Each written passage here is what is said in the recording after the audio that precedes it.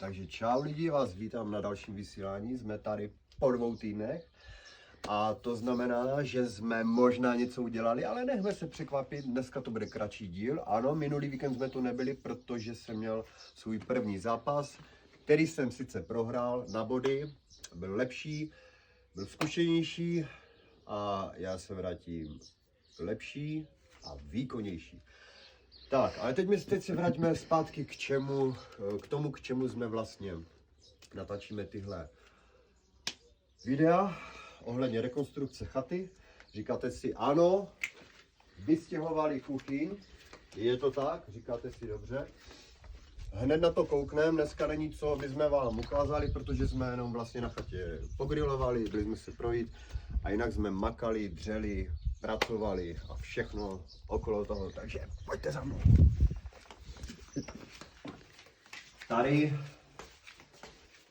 už máme vlastně otevřené dveře, takže překvapení nebude, ale jak vidíte, celá kuchyň je oškrábaná, připravená na nahození omítek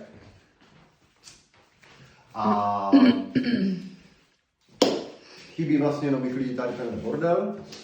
To ještě musíme vymyslet, kam se to odveze, ale jinak komplet, úplně všechny stěny jsou komplet připravené, což byla ta jedna z nejtěžších neboli nejhorších prací, protože ten prach není moc to. Víte co? Takže teď už chybí vlastně jenom zaházet tady tyhle díry.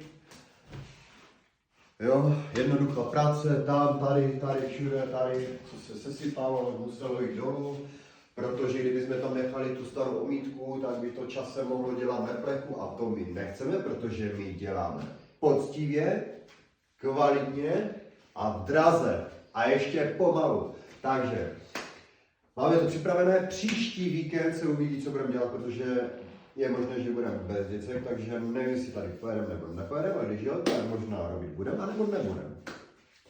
Ale na příště se tady chystá zahození omítkou, zpenetrování celé místnosti, samozřejmě klasický postup, no a potom už se může dělat perlínka, rožky, okna, kolem dveří a možná tady bude překvapení, ale nebudu zatím říkat jaké, možná tady dveře nebudou, ale nechal se překvapit, zatím to je ve hvězdách.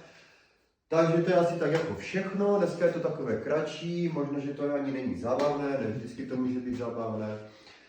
A příště vlastně uvidíme, co se zrobí, takže díky za to, že se díváte na naše super videa a proto všichni společně jedeme bomby!